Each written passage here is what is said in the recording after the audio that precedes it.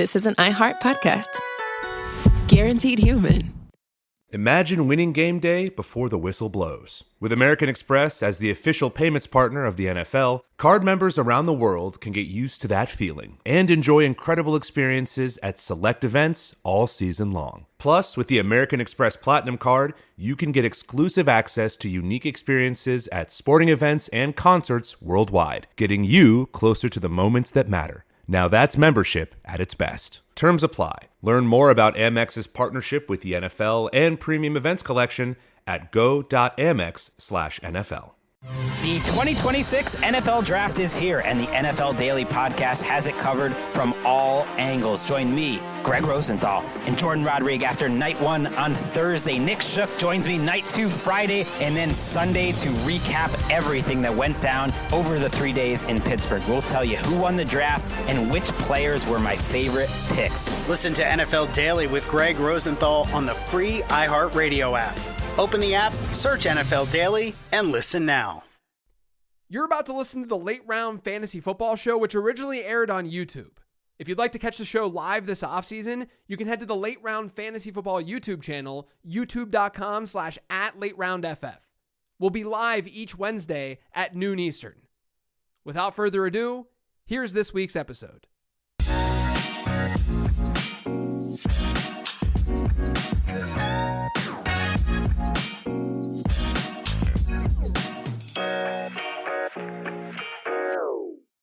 Welcome in. It's a Late Round Fantasy Football Show sponsored by DraftKings. I'm David Kitchen alongside JJ. We're just going to call him JJ for today. JJ, how's it going? How are you with the draft a day away? You just vibing. Best event of the year. Yeah. I'm pumped. We were singing some Doug, the show Doug, the cartoon from when we were young. Yeah, we're aging ourselves with that. Before we're doing a little before the show started. Yeah. It's just a great time. It's a great time to be alive. It's a great time to. You're feeling it. You talk about like pregnant ladies with a glow. You've got that. Got my cardio done today. Cardio is done. I made a bean salad that I just destroyed before we got on air. We got the draft coming up. I mean, life could not be better than it is. Do you have any plans for a draft casserole tomorrow? I'm actually making a casserole tonight. I'm making an Asian casserole. Got some cocoa aminos ready. Very nice. Gonna make some rice noodles. Obviously gluten free. They are gluten free. Yeah. But yeah. For those of you who don't know, I make casseroles. It's my thing. It's your thing. What you said it's your thing. I'm saying it's your thing. So it's your thing. By the way, I have to say this about the casseroles. Okay. my Instagram account. It's private. I mean, if you really want to follow me, I have to vet you a little bit. But I post casseroles on there. I've had at least probably 7 or 8 people message me about different casserole recipes. Yeah. So I am at least making an impact on people's lives posting the casseroles on Instagram. We should have a casserole recipe section in the late round Discord that we have. Casserole channel. A casserole channel or just a food pics channel, because you can post your casseroles. I can post my smoked meats. I grill too. Okay. I got my chicken going every week. But I know your neighborhood is the grill mecca of North Carolina, some people are saying. Yeah. But as far as the late round Discord goes, I do just want to say, starting draft night, going through the weekend, it's going to get crazy. We're all going to be in the, will it be in the live game banter channel or what channel? Yeah. Live game banter. I'll be in there. Excuse me. All those, all that food I ate before starting the show. That was a Doug funny. I'll be in there while I'm writing blurbs and stuff, but I'll be able to give some Zap score updates and stuff.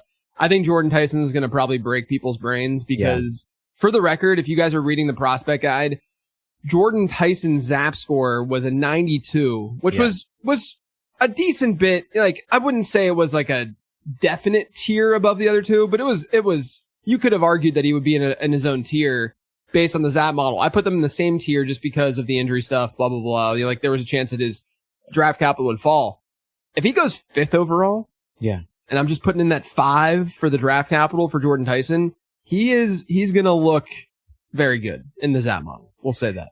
Yeah, I was on the Swolecast yesterday, and I mentioned that I think one of the reasons why this Tyson's team, we'll talk about this in a second, but is because somehow, some way, one of these prospect guys landed in a GM's lap, and it was like, yeah. The dream, I don't even want to get paid by an NFL front office. I want to influence a front office by not doing any extra work. Okay. I don't want to work for a team. That would be horrible. Yeah. Right. Yeah. But I would love to, have the ear of a GM who's willing to hear. Okay. Prospect guide is available. Again, you've got like 3 days to purchase the pre-draft version and then also get the post-draft version. It's the same price, but understand if you just want to wait till after the draft and purchase it, it's got rankings for your rookie drafts and such, but I would just go ahead and purchase it now. Just go ahead, go to lateround.com and purchase it now. And also, you need to do this now. You cannot wait. Get in a DraftKings early best ball draft. JJ, you have been, I feel like I've been doing a ton of best ball drafts too, because it's starting to fill up and I'm like, I've got to get my drafts in before the draft. But this is the early best ball draft.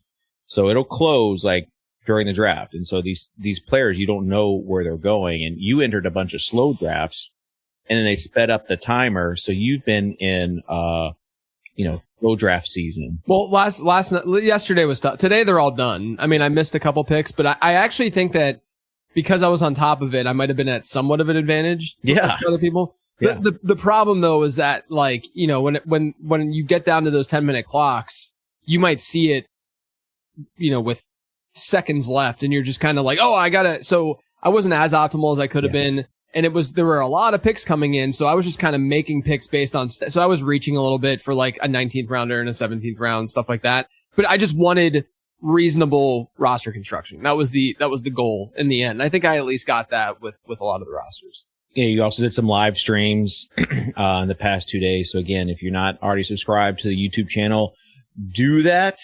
I would just say that it's fun to get in there and just see where all the picks are being made and just have your mind blown just for a minute and go ahead. And especially if you purchase the draft guide or the prospect guide, rather, you can see the rookies and see where they're being drafted. And there's some decent discrepancies there. And we have rankings over there on our late round Patreon. So you can go to lateround.com and get DraftKings rankings that you can just drop right in there. So I think that covers it, JJ. Let's get on to it because we have, I feel like, a ton of stuff to cover. Today's fantasy news.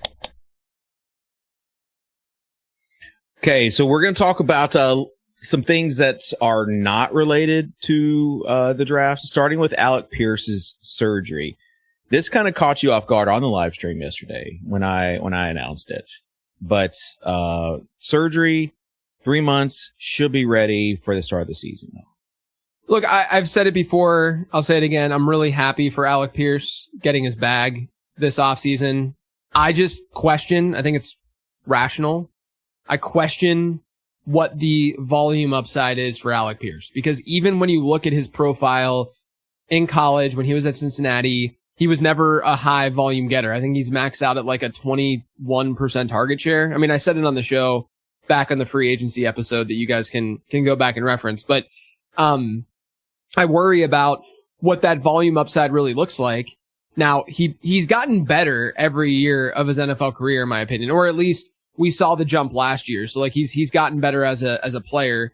But yeah, I mean, this to me, like a healthy Alec Pierce, I was already a little bit questionable with, from a fantasy perspective this year, because number one, I don't know if he's a big target getter. Number two, what's going on with that quarterback room?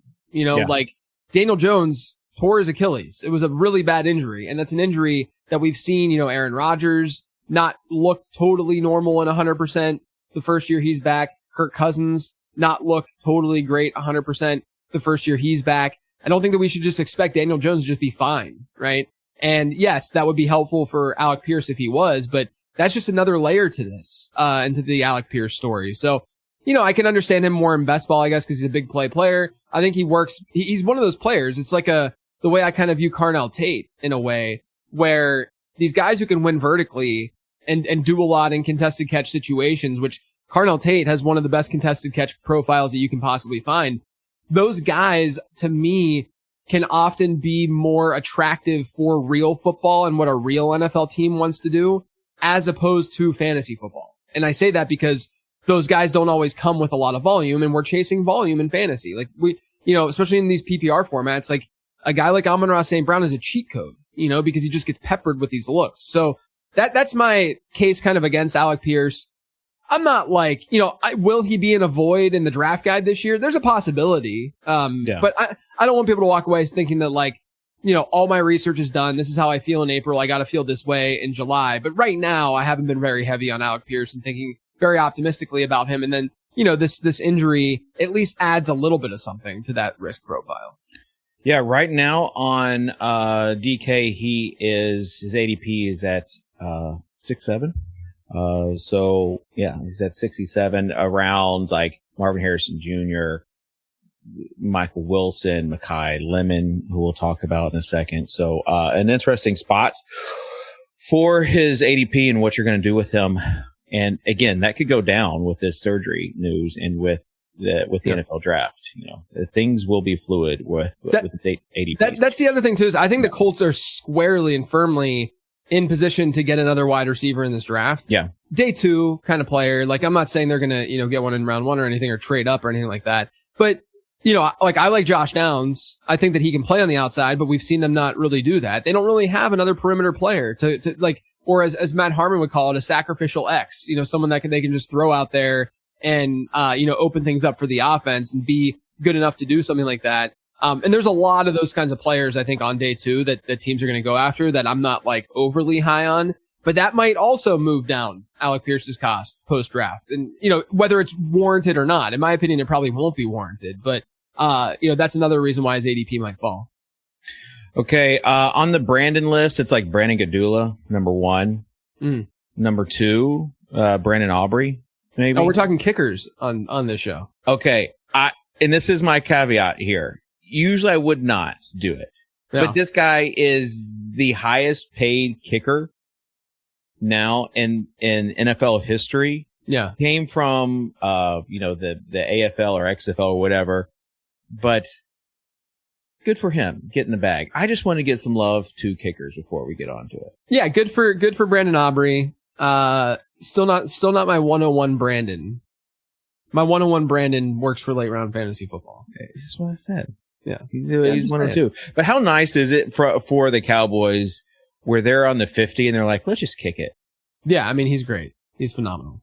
So he is a weapon, an option. All right. Speaking of a weapon and someone who advanced teams in their best ball contest last year, or just like teams in their playoffs in general, Kyle Pitts, Adam Schefter reporting that he is a trade target. This is not the first time we've heard this. However, they franchise tagged him or franchise tenant, whatever it was, and now they're open to trades there in Atlanta.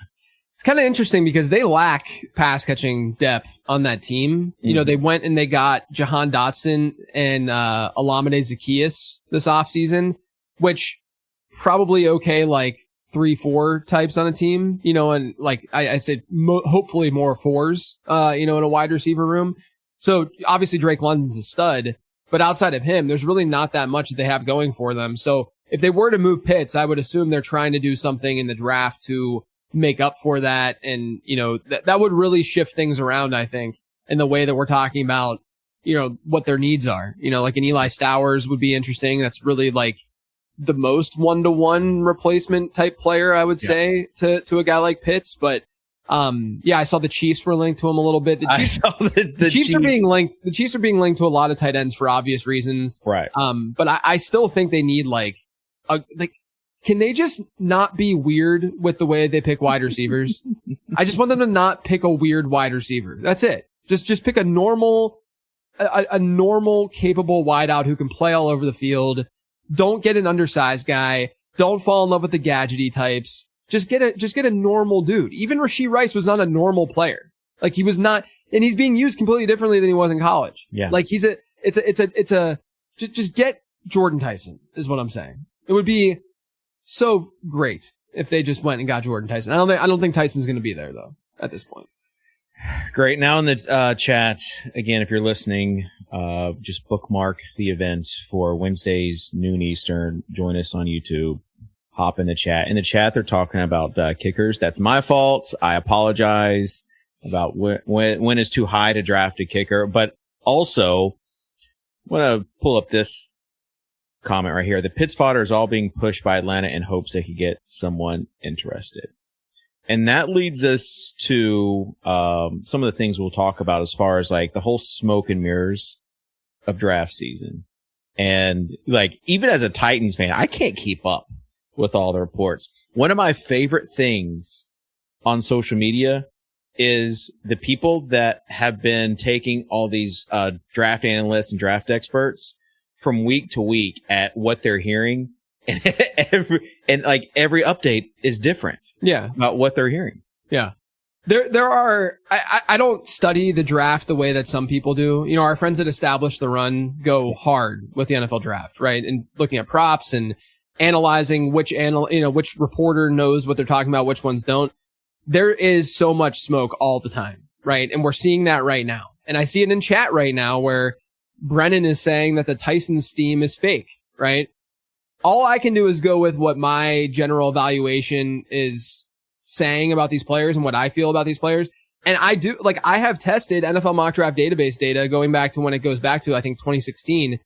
It's not bad, guys, at least from a predictability standpoint of like how well, you know, if you were to use that as a draft capital input in the ZAP model, yes, the ZAP model loses a little bit, but it's still not that bad, as sort of like a proxy of how the NFL might be feeling about these players. So I don't know. I definitely would not look at one report and say this is definitively the thing that's going to happen. Some of them are so oddly specific too. Like Tony Pauline is going out there saying that the Jags are going to trade up into round 2 to get Jadarian Price if he's still there, right? Yeah. I mean, the chance that Jadarian Price goes in round 1, there's a possibility. Like some people that are very looped in have had him at 32nd overall to like Seattle, throughout this draft process. But the chance that Jadarian Price is there in round 2 is probably what, like 98%, 99%, right? So does that mean that like right away when round 2 starts, the Jags are going to trade up? I mean, it just doesn't seem like a reasonable thing to follow. Maybe it means that the Jags are interested in running back, which sure, we can maybe act on that.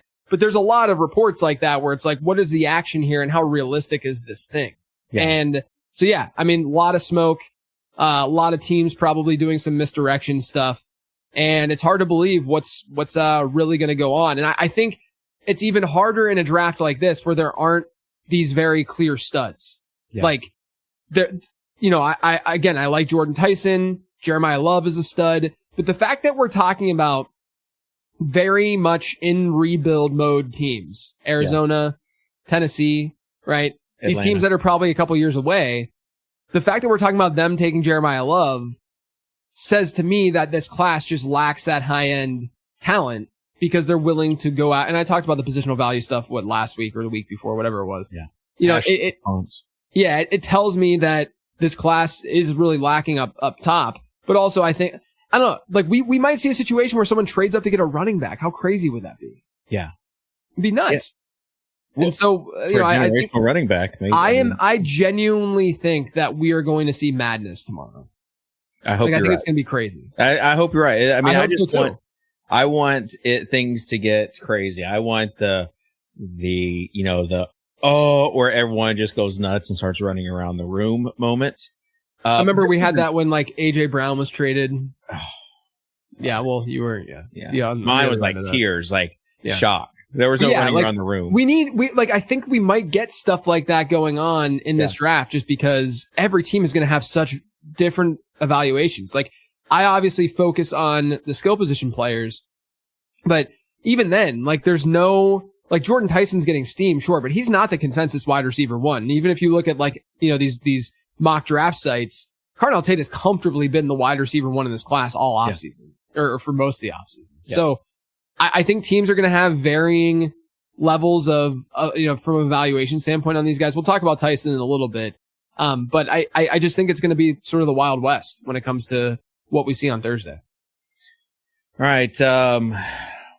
Said index of suspicion said you shot me in the back with the AJ Brown. The AJ Brown one though was so fun. Here's what I appreciated your measured response, because like you were like at best case,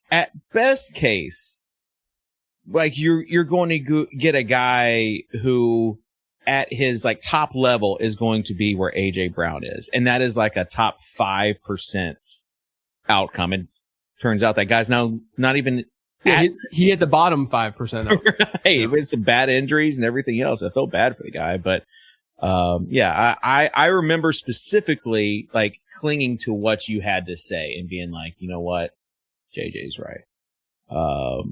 This is going to be a dark time for the Titans, and you're right. Okay, moving on. Garrett Nussmeier. This was an odd one. Had I guess they found a cyst on his spine that he had played with. Mm-hmm. He had some back issues during the season. Yeah, he had played with it. My question is, how are they just now finding this during like the NFL stuff? Yeah, I mean, look, I don't know what kind of MRIs and stuff these players are getting, but I will. The thing that's interesting to me is that they said that he's not going to get surgery right now, and maybe he will like after the draft is over. Like he's trying to make it not seem like a big deal, and then once he has a team, then he'll be like, oh, I'm going to go, get the surgery done. But they said it would be like a 2 or 3 week turnaround if he were to get the surgery, and I'm thinking to myself, like they're basically waiting for symptoms to arise. And I know there's a lot of, like, I'm not a doctor, and I definitely, read stuff and listen to podcasts and stuff like that.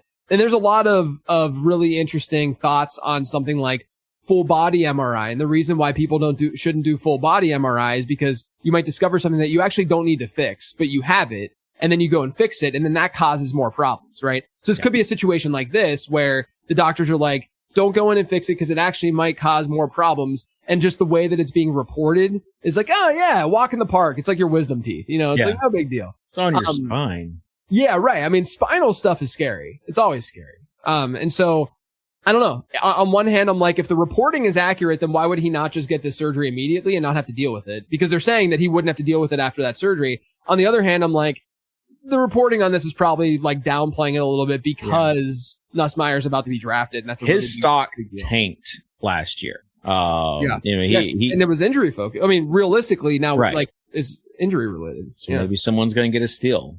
Maybe that will be a prediction, or another quarterback will be a prediction in the main event today. I will give you just a quick story. I tore like my ACL. We've talked about this in high school, and I had some scar tissue. And my wife's friend I became buddies with, and he ran his dad's office. His dad's Dr. Hatrack, who was the doctor responsible for nursing T.O. back to health to get him to play in the Super Bowl. And now he goes around. So they had all the state-of-the-art machine. They put me through this to try to get my knee better. I stayed in Atlanta, and for 3 days went through all this stuff, and it was painful trying to work out scar tissue. And I was like, man, it's still hurting. So I went to the doctor, and I had a cyst on my knee. That was painful, and all that work that I did was for nothing. Yeah. But I mean, shout out to Dr. Hatrack, because though at least it was cool to be like, I got to do the hyperbaric chamber. I got to do that stuff. Yeah, what the professionals do. Yeah. Yeah. That's my story. All right, moving on to something I haven't been done, and that's be arrested. Zachary Branch arrested. This, I don't even know, like, people are idiots. Georgia players, notably, just like, don't drive cars if you're a player at Georgia, but you were already on Branch, right? Yeah, I was already, but wasn't he just sitting on he didn't move off the sidewalk? Wasn't that the charge? Yeah. He's like on the sidewalk, and then, he wasn't being, it wasn't like a bad charge, but still.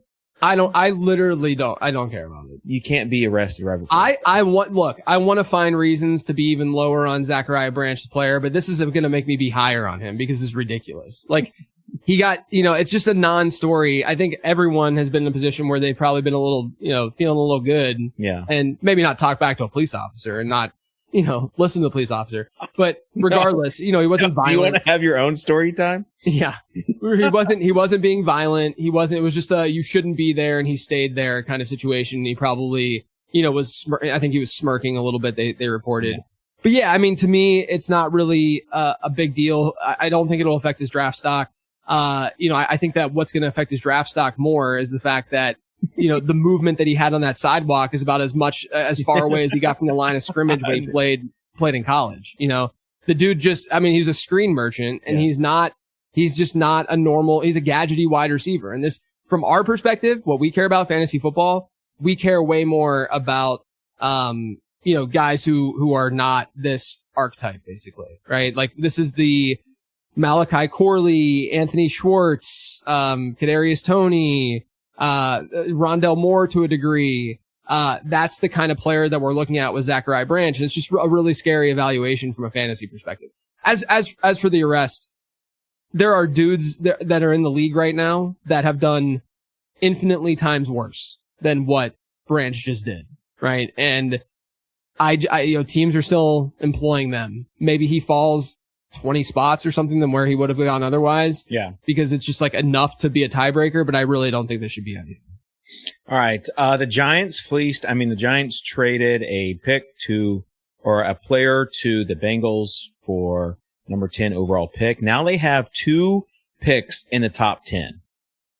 Reportedly courting Tyson as well. You've got the Love situation. What's your thoughts on what the Giants should do? I think there's a chance. So look, you guys are going to listen to some bold predictions on this show today. And I have a caveat that I am not a betting analyst whatsoever. That's not what I'm doing here. If that's what you're here for, I'm sorry, you're not going to get that. I mean, you can take whatever information you want and use it, but I'm not telling you to do that because I'm going pretty bold with these predictions. But in my opinion, I think the Jeremiah Love stuff starts at pick 5. Because I don't think Tennessee's there's been more and more reports that Tennessee is not going to do that from more reputable reporters. Right. Jeremiah Love at 3. Now, some people have mocked him there that I listened to, like Peter Schrager, for instance, had Jeremiah Love at 3 today. I just can't look. This is a coach that doesn't come from a background of really heavily investing in the running back position, number 1. But number 2, I don't know. 3 for a team like Arizona with so many holes and so many problems, it just seems like such an insane luxury to make that pick. To me, it feels like they're trying to get a team to trade up for that spot, for that pick. That's what the Titans feel like too. Yes. But I could see the Giants doing it because they have a new coaching staff and John Harbaugh is kind of old school. I could see them going in that direction with Jeremiah Love. Now there's a lot of stuff and steam with Jordan Tyson being tied to them now, and he could go as early as pick 5. It does feel like one of these 2 picks is going to be an offensive piece. And that's going to be relevant for fantasy football. If it's a wide receiver, I think that Carnell Tate would work pretty well with Malik Neighbors, but anyone should be able to work with Malik Neighbors. So it could still be Tate, but yeah, I mean, overall, I would say one of the 2 picks will end up being an offensive player. Okay. Yeah. I feel like they're in a good spot.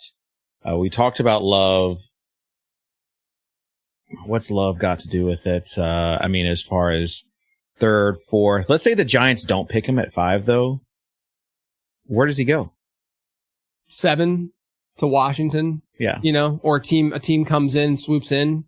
Dallas comes in at 6. Sure. I wouldn't even count out like New Orleans still, even though they got ETN. Like it's still I wouldn't like bet that, but the weird thing with Arizona is that they signed Tyler Algier. Yeah. They kept James Conner. They have Trey Benson. They brought back Bam Knight, which look, some of these guys, it's like you can put on practice squad or you can cut them, whatever the case may be. It's just another reason, in my opinion, that they're not going to go running back. Right. So we'll see. I mean, maybe it ends up happening. It would just be so insane to me from a team building perspective. it would be so insane. Not only that, but it feels like people, I'm not evaluating edge, but it feels like people have the two that are going to go like 2-3 in this draft, or like they feel they could go 2-3. So just get a position of a high importance for a team that's rebuilding. It just makes a lot more sense to go that direction. The 2026 NFL Draft is here, and the NFL Daily Podcast has it covered from all angles. Join me, Greg Rosenthal, and Jordan Rodriguez after night 1 on Thursday. Nick Shook joins me night 2 Friday, and then Sunday to recap everything that went down over the 3 days in Pittsburgh. We'll tell you who won the draft and which players were my favorite picks. Listen to NFL Daily with Greg Rosenthal on the free iHeartRadio app. Open the app, search NFL Daily, and listen now. I'm Daniel Jeremiah. And I'm Greg Rosenthal. And this is 40s and Free Agents. The games may be over, but the NFL never stops. This is my favorite part of the calendar. Yeah, mine too, Greg. Free agency, the combine, the NFL draft, pro days, trades. This is where teams reshape their future. This is where Daniel Jeremiah makes his money. On 40s and Free Agents, we break down every move that actually matters. From my draft evaluations, mock drafts, and team fits, to my top 101 free agents and how real rosters are built, cap space, contracts, and all the tough decisions included. You got quarterbacks on the move. We got teams rebuilding. It's hope season. Yeah, absolutely. It's hope season. We'll tell you what's real, what's noise, and what it means for your favorite team. Smart analysis, real conversations every week. I don't know about the smart, but definitely analysis. Listen to 40s and Free Agents on the iHeartRadio app, Apple Podcasts, or wherever you get your podcasts. Okay, we already talked about the Jordan Tyson's team. Do you want to say anything more about it, or you want to? I think just that, like, the only reason we feel the way that we feel is because we've been hearing and seeing what other draft analysts are saying about Tyson, as opposed to what an NFL team might feel. I think that there's a chance that there's plenty of teams out there that don't have Jordan Tyson as their wide receiver 1 on the board, but they're like, he is tantalizing, and there's enough to his profile to say, oh, he's by far the wide receiver 1 in this class, because we're going to ignore the downside. And then, he had that workout last week, right? On Friday last week, and he looked fine. Yeah. He looked totally fine.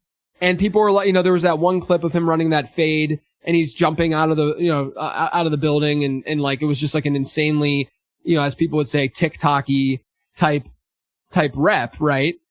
The thing is, though, and everyone's like, oh, why? He didn't have to jump like that. Yeah, Kitchen's now imitating it.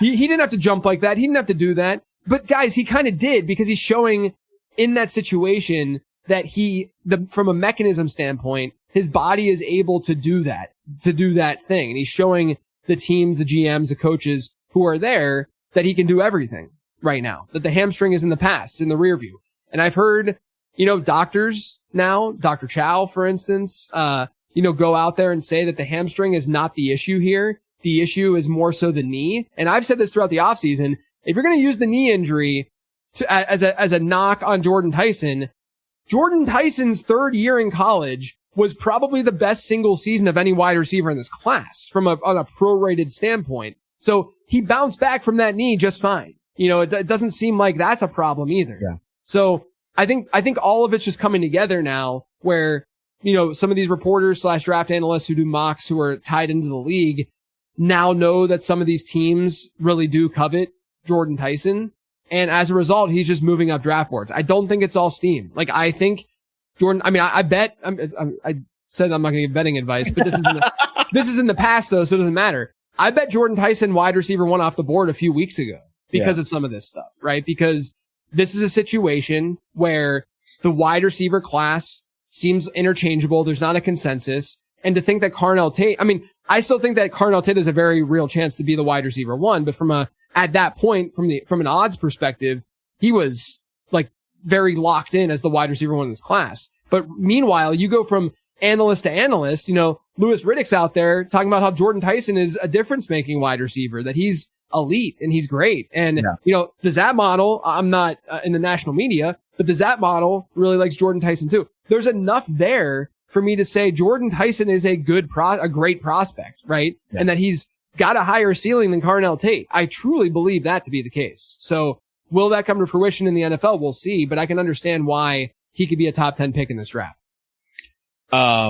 right now you've got Carnell Tate on DK going 15 or 16 spots ahead of Tyson. Yeah, Tyson, I think I drafted 30 to 35% Tyson in my early best ball drafts because the gap on keep trade cut. If you look past rookie rankings, because rookie rankings, you had those two and then Tyson. Tyson was the 3 behind Lemon and Tate, right? Yeah. From a rookie rankings. But when you look at rookie rankings, we have fewer players. So there's no gap between these wide receivers. When you looked at overall rankings, I don't know if it's changed over the last week or two, but when you looked at overall rankings, Makai Lemon and Carnell Tate were like fringe top 20 wide receivers on keep trade cut. Jordan Tyson was like closer to wide receiver 30. Like there was an actual gap that was being formed from those two guys to Jordan Tyson. I don't get it. I think at the very least he should be in the same tier of those guys. Some people will not like him. That's fine. But I'm saying consensus wise, it's kind of shocking to me. We had someone asked when we're going to do, also asked when we're going to do a combine challenge. He liked that rep that I did. Boy, I'll just say this is the football that we got from the Hall of Fame from the Fantasy Football Expo. Also, so Matt is saying in chat, all this Tyson talk is going to make JJ look like a genius or an idiot. Guys, do not consume prospect information in this way. It drives me absolutely nuts. We profiled almost 100 players in the prospect guide. If I live and die by one player's outcome, when we know there's such an insane amount of variance there, it's absurd. It's like the way people like viewed Luther Burden last year, like, well, you better be right about Luther Burden. And I'm like, okay, then what? It's just, there's other guys that I'm evaluating. Like there's other players that we should be focused on too. I understand that it's a highly, it's a top of your rookie draft kind of pick and stuff, but this is why I don't take victory laps very frequently and why, I'm fine with saying I'm wrong about stuff because there's variance with this stuff, guys. It's just the way that it is. Just go with the process. You'll be right more often than not. All right. We've got a mock draft that if we have time, we can look at, but it's one of the best mock drafts I've seen. So we'll take a look at that at the end if we have time. And with that, let's get on to today's data. Today's data. All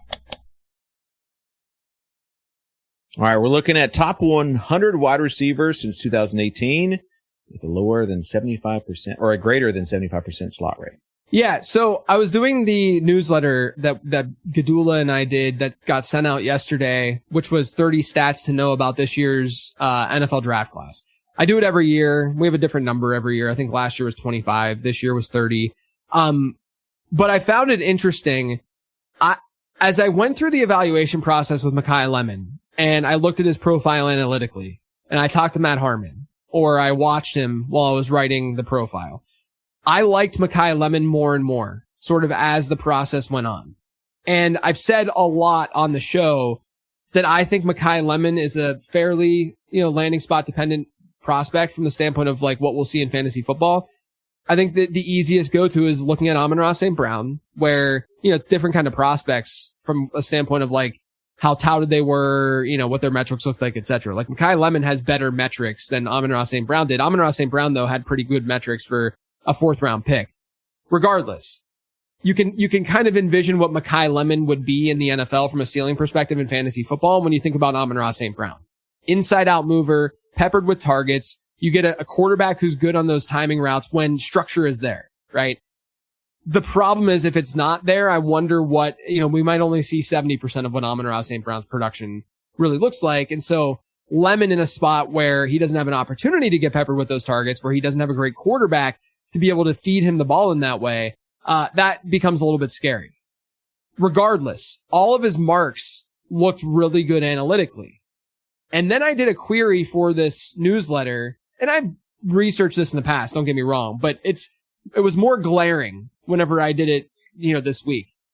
Top 100 wide receivers. This is a list of all the top 100 wide receivers since 2018 who had career slot rates above 75%.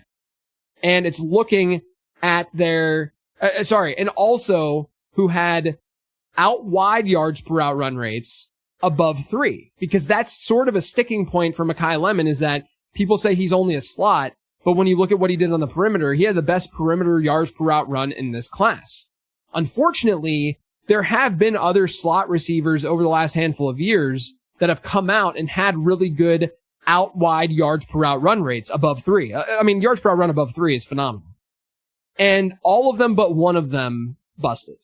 Literally every single one. Mecole Hardman, Elijah Moore, Rondale Moore, Tutu Atwell, Treylon Burks, Jalen Hyatt, Malachi Corley. Those are the dudes who had yards per route run rates on the outside greater than 3 and a 75% slot rate above 75%.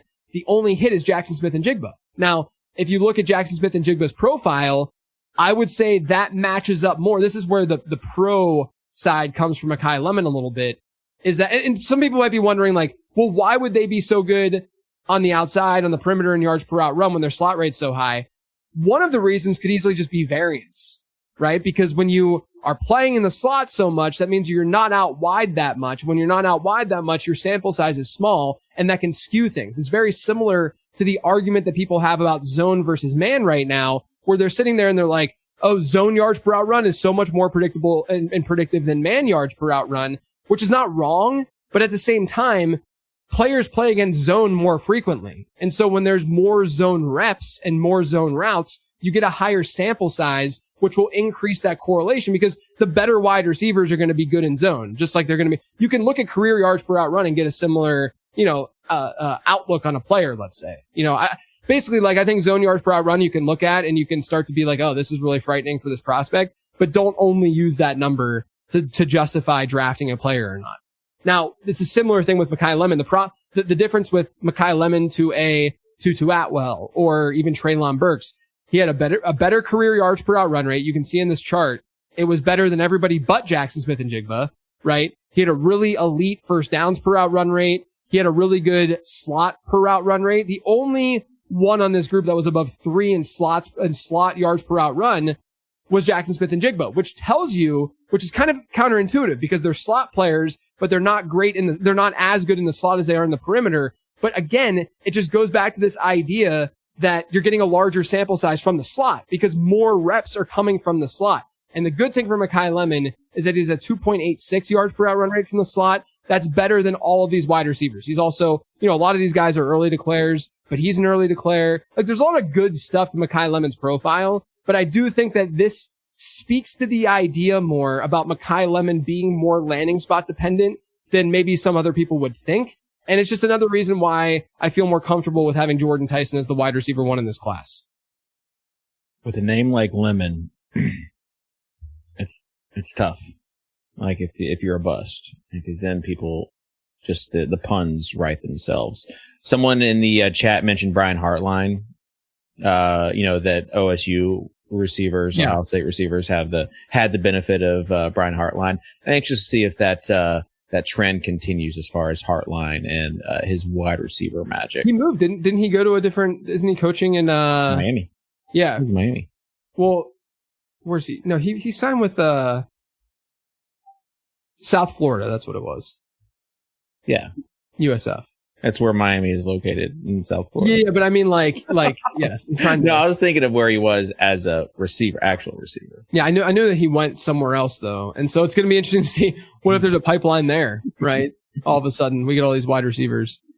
But yeah, we'll see. It's very interesting. Also, Matt said, because I whenever he said that JJ's either going to look like an idiot or a genius with Jordan Tyson, he says, I'm just going to go back to missing the live stream so JJ doesn't have a chance to call me out. Love you, Matt. I love you. I'm just having some fun. He is VP of missing the live stream. All right. With that being said, let's get on to it. It's the main event. The late round main event. All right. The first one, these are bold predictions. We have predictions. The first one is that Jonah Coleman is going to be the second running back drafted. Yeah, I think there's a lot. Like, I think Jadarian Price is the favorite for sure.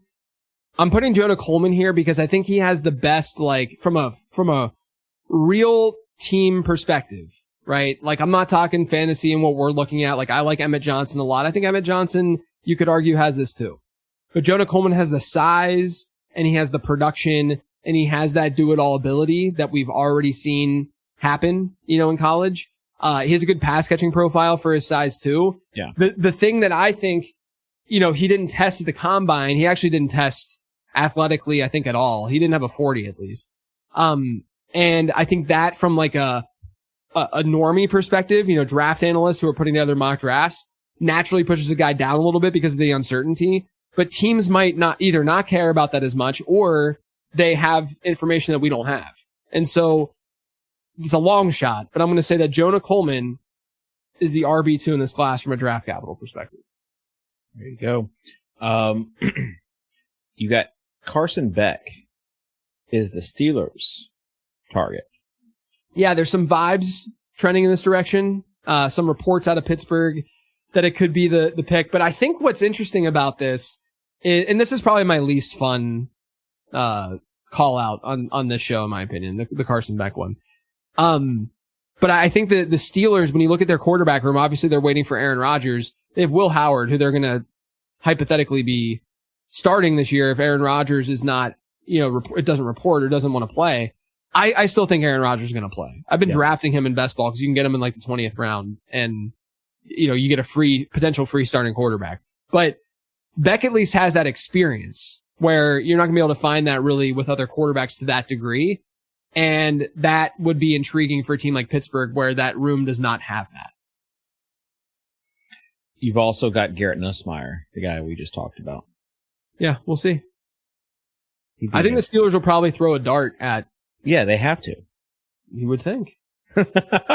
If they don't, then they know something about Aaron Rodgers. But even with Aaron Rodgers, I feel like they still have to throw. It's so ridiculous, though, that this quarterback, like, if the media and what is being reported is true and what they're saying to the media is true, I don't know. It feels like they would have been doing more at the quarterback position if they thought that Aaron Rodgers was not coming back. Yeah, especially when they went and got Pittman. They could have had Cousins, Yeah. The 2026 NFL Draft is here, and the NFL Daily Podcast has it covered from all angles. Join me, Greg Rosenthal, and Jordan Rodriguez after night 1 on Thursday. Nick Shook joins me night 2 Friday, and then Sunday to recap everything that went down over the 3 days in Pittsburgh. We'll tell you who won the draft and which players were my favorite picks. Listen to NFL Daily with Greg Rosenthal on the free iHeartRadio app. Open the app, search NFL Daily, and listen now.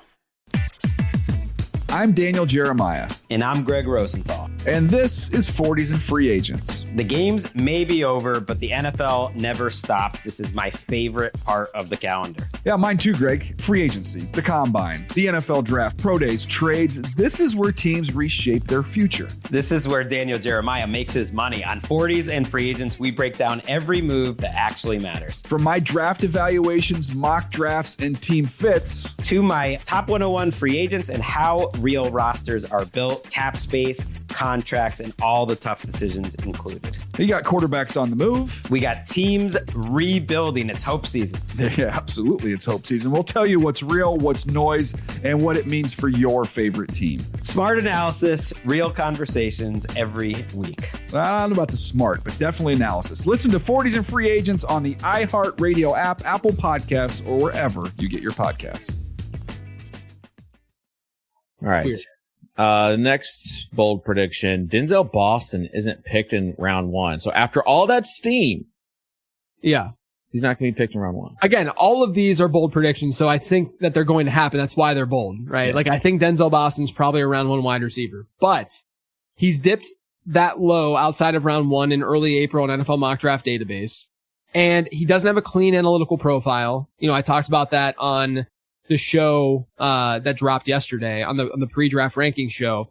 And there's a lot of reporting. Now, look, I don't see, like, when I look at floor and ceiling for a player, I'm looking at it mostly analytically. And usually this kind of archetype of player, I would almost always put as highly volatile, right? Like, but volatility doesn't always equate to floor ceiling. And the way that teams are viewing him is that it seemingly, because I've seen this said multiple times, is that he's a floor guy, but not a ceiling guy, in the way that they describe Denzel Boston, which, my top comp for him, I think, is Jaden Higgins. I think it's like a pretty 1-to-1 analytical profile from one to the other. And you could maybe argue the same thing for Higgins, where it's like, he's a solid player, but I don't know if the ceiling is really going to get there. Yeah. Cortland Sutton, to a degree, has kind of been like that throughout his NFL career, where it's like, there's always a little bit more that you're hoping for with Cortland Sutton, And so I think if enough teams just kind of realize that, there's a situation in a scenario where, teams don't value him as anything more than a late first round pick. And then the teams that do value him lower than that are the ones that are picking in that range. The problem with some of this is that late first is when a lot of teams are drafting that need wide receivers. And so I do think that Boston is probably going to be a first rounder still. But I think that, I feel better about Casey Concepcion being a first round pick, for instance, than Denzel Boston at this point. Or Omar Cooper. Yeah. I mean, they say the 6 wide receiver is going to be in the first round. If Boston isn't in the first round, I wonder if there's going to be someone that might take his spot there. I guess we'll just have to wait. Mike Washington doesn't go day 2. What's that? Was that a teaser for later in the, Just let the tease play out, JJ. Okay. Just let people be teased. So I vibe coded something with the Zap model, which you guys are seeing a screenshot of here, which is pretty fun. It's mostly good for me because I can just go and query stuff while I'm on shows and stuff like that. But, Mike Washington, my bold prediction is that he does not go day 2. Maybe that doesn't seem bold to people, but NFL Mock Draft Database has him 60th overall right now. So that's a late round 2 pick. Yeah. He's kind of firmly in day 2 right now after what he did at the combine.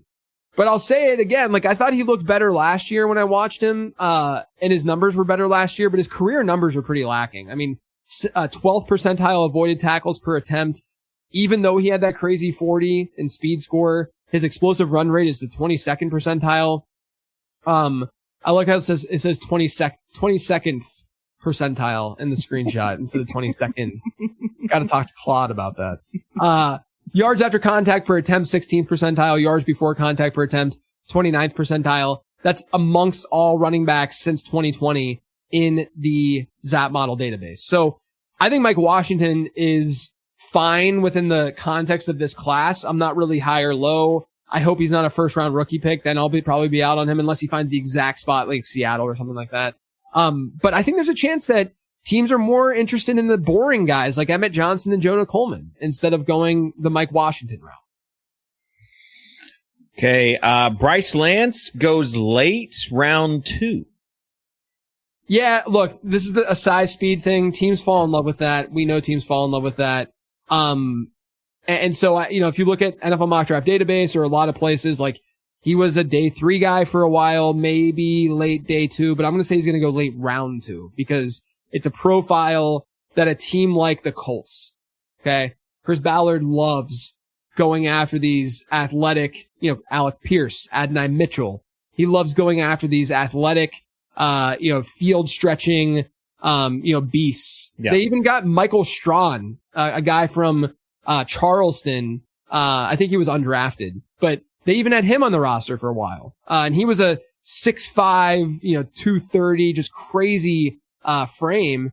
I could see a team like that falling in love with Bryce Lance and getting him and in my opinion, overdrafting him. I just don't think he's as good of a prospect as others do. But I do think he's a very highly volatile prospect. So Bryce Lance to me is like one of those, he's going to be nothing for your fantasy team, or he could be a wide receiver too, if things really, really break his way. But historically, this kind of profile without a breakout score, had 1 reception through 3 years of college at a small school. It's a really hard sell analytically. Yeah, and there's some other big receivers, too, in this draft. Emmett Johnson goes 97th overall to Minnesota. I'm going to be specific. This is what they call it in horse racing. Exacto, right? Yeah. I'm not a horse racing guy. But yeah, Emmett Johnson goes specifically 97th overall. They have a comp pick there to Minnesota because I've said it all along. I think he's like an Aaron Jones type running back. And they need a player who can do everything, right? They have Jordan Mason, who's an early down bruiser. They have Aaron Jones, who's, at the sunset of his career. He's not the same back that he was, 3 or 4 years ago. This is the kind of running back they need, in my opinion. And I just like the matching of the comps and, what they kind of need from a team need standpoint. So I'm just going to call it out. We get top 100 capital for Emmett Johnson. The Zap model views him as the RB2 in the class as a result of that. And he goes to Minnesota where the landing spot is great. And we're drafting him chef's kiss and fantasy football confidently. And be prepared for a day 3 pick to a bad team now. I hope that Emmett Johnson goes somewhere because my bags are packed so far with Emmett Johnson. All right. Oh, wow. Look at this. You said Boston's out of round one. Chris Brazel sneaks into round one. This is your other bold predictions. A little parlay action. I could see a team just liking Brazel more than Boston because, again, Boston has that, what they're describing as like a high floor, low ceiling. I think Brazel is a low floor, high ceiling type prospect, like for sure. He has a very comparable breakout score to Boston. He has a better yards per route run profile. But I have this from the newsletter that I think is just interesting to talk about both of these players. It says there have been 31 wide receivers in ZAP model database history who were drafted in round 1 or round 2 with a breakout score below 50. That's like a 60th percentile-ish number. I know that it should be 50th percentile. It'd be a little bit easier to comprehend and understand, but I want to show the gaps between one breakout score to the next. Of those 31 first or second round wide receivers, there have been just five, who scored 14 or more PPR points per game in one of their first 3 seasons. Denzel Boston, Omar Cooper, they have sub 50 breakout scores, which is, again, roughly 55th, 60th percentile. And then I said, speaking of Denzel Boston, he has a career yards per out run rate of 2.02. Since 2018, just 7 wide receivers were able to hit a 14 PPR point per game season across their first 3 years in the league with a yards per out run rate below 2.2, a number much higher than Denzel Boston's. Only 2 of them were early declare wide receivers. Only 2 of them were non-early declare wide receivers. Hunter Renfrow and Terry McLaurin, and Boston is not an early declare. Chris Brazel has a 2.09 yards per out run rate. So Brazel and Boston analytically are in this bucket of red flags, right? From a yards per out run standpoint, the breakout score isn't elite per se. But again, I only say that because I could see a team just shifting for ceiling and going with Brazel instead of going with Denzel Boston. And we see him go at the end of round 1 instead of Boston. It could end up being like a Ricky Pearsall, Xavier Legette kind of situation where people are like, oh, they're, early to mid round 2 type players. And then they just sneak into round 1 because teams get a little antsy. Yeah. And this is going to contribute just to the craziness of the draft. In our late round mock draft, I drafted Brazel to the Titans in the 3rd round with the first pick. I should say, I think there might be off the field stuff with Brazel too that could, if he goes if he goes late round 3 or day 3, that would probably be the main reason because there is a skill set there that's at least a team is going to fall. I don't love Brazel. I'm just saying a team would fall in love with that kind of skill set. Yeah. Can I tease one of the comps from the prospect guy? Sure. George Pickens. Yeah. That was the 3rd one, I think, for him. Yeah. So another guy. There's Carnell Tate is much more George Pickens from analytically. Yeah. But there's some overlap there. I was just saying, off the field, concern with Pickens. And cause I talked to Redacted, about this cause he's the one doing the mock draft as far as the off the field stuff there. But you've got him, you got Hurst, you got all these guys that are in this bucket that we don't know where they're going to go in rounds 2 and 3. And that's what makes it fun. All right. Let's get on to another receiver we just talked about. Lots of receivers here. The Raiders draft Elijah Surratt. Yeah. If you look at the Raiders depth chart right now, they don't have like the contested catch wide receiver, right? They have Jack Besh, who I think is probably not going to hit at the NFL level. He was a one-hit wonder. We were drafting him high last year. Well, I mean, I wouldn't say we. Some people were. But they have Trey Tucker. They have Jalen Naylor now who can play the slot.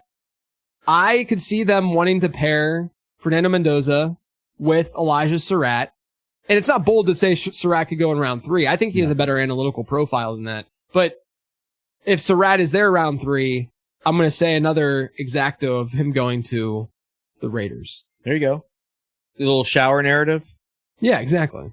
With him and Fernando Mendoza at Indiana, teammates.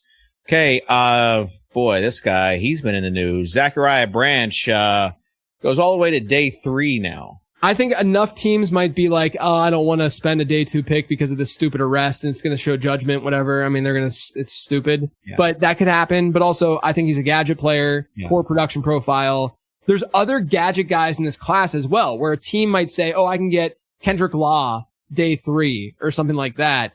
And then all of a sudden they just go that, they have that in their mind and that pushes Zachariah Branch out of day 2 conversation. speedy gadget receiver with, a recent arrest just screams Kansas City Chiefs to me. Oh yeah, he's definitely gonna be a Chief. Yeah. All right. Last one. And might be my favorite. Eli Stowers goes round 1. He's currently 48th overall on NFL mock draft database. And I think that a lot of teams need wide receiver help. They need pass catching help towards the back end of that first round. And I could see one of them just kind of getting cute, like the way that Buffalo did with Dalton Kincaid back when they just needed wide receiver, but they're like, no, we're going to get a pass catching tight end and go that route, even though it's not as clean. Eli Stowers, though, has a much better, receiving outlook than Dalton Kincaid did as a prospect. So like, I wouldn't be shocked at all if Eli Stowers ends up going round 1 after his combine and what he can do in the way that, teams are morphing into more, heavy personnel and such. The problem though is that he's not there yet as a blocker, but if a team sees him more as a blocker, I could see them making that pick. Lots of smoke to the Patriots. Apparently the Patriots tight end coach put him through drills at the pro day for Vandy. So, it would be interesting. So Brennan in chat. I was gonna wonder. This is why I said don't bet these things, because they're long shots. They are so long shots. But he said parlay Brazel first round and Jonah Coleman RB2 on FanDuel. I shouldn't say that part probably, but it's 727 to 1. Do it on DraftKings instead, guys. Yeah, there you go. You're sponsoring the show. They are one of the sponsors, and we appreciate them for it.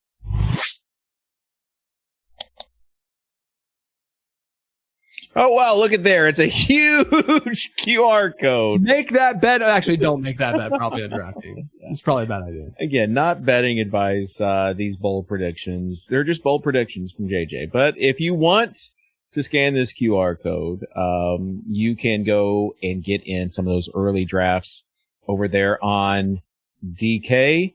And again, they're almost full, the main ones, but you can still get in. Like they've got dollar ones. We've got a high stakes one if you want to do that. So shout out to them. And also want to give a shout out to our members. Look at this right here. You see this, JJ? It is our late round mock draft. So each person signed up for a team that's a part of the Patreon, and we had a mock draft. Shout out to Redacted, who has been a staple, a late round member, staple, and on this show for someone who almost stole the Declaration of Independence last year, for the Ja'Cory Krosky Merritt. I mean, Krosky Merritt was relevant he was fantasy relevant. For the record, Redacted. Yes. So he still says he is going to steal the Declaration of Independence. We wouldn't advise that. But anyways, I had the Titans. I passed on Love. Love goes to the Giants at 5.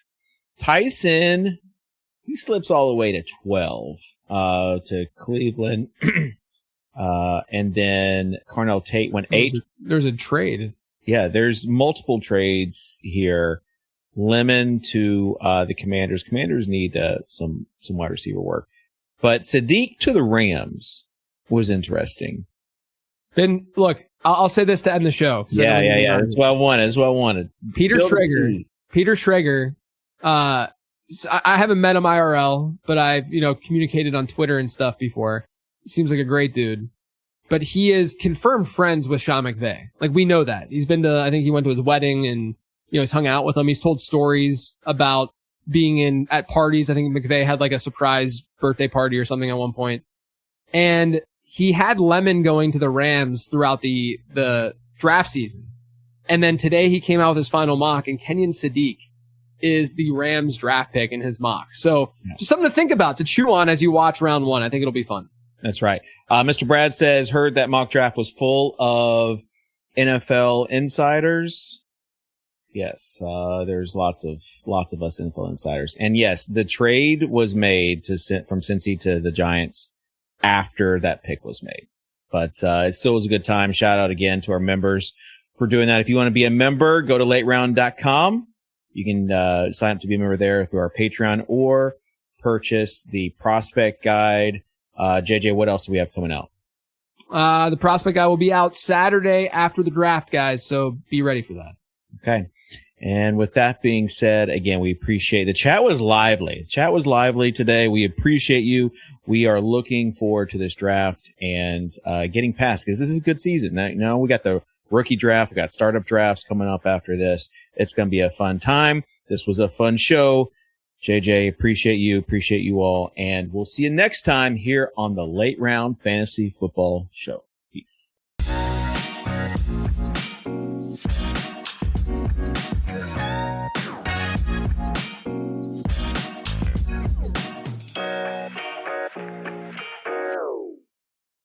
The 2026 NFL Draft is here, and the NFL Daily Podcast has it covered from all angles. Join me, Greg Rosenthal, and Jordan Rodriguez after night 1 on Thursday. Nick Shook joins me night 2 Friday, and then Sunday to recap everything that went down over the 3 days in Pittsburgh. We'll tell you who won the draft and which players were my favorite picks. Listen to NFL Daily with Greg Rosenthal on the free iHeartRadio app. Open the app, search NFL Daily, and listen now. I'm Daniel Jeremiah. And I am Greg Rosenthal. I know that, Greg. We're teaming up on 40s and Free Agents, the podcast that owns the NFL offseason. This is where teams are built. Free agency, the combine, pro days, trades. Every move matters. From my draft boards and mock drafts to my vaunted top 101 free agents and how rosters come together. Quarterback movement, surprise signings. We'll tell you what it means and who really wins. Open your free iHeartRadio app, search 40s and Free Agents, and listen now. This is an iHeart podcast. Guaranteed human.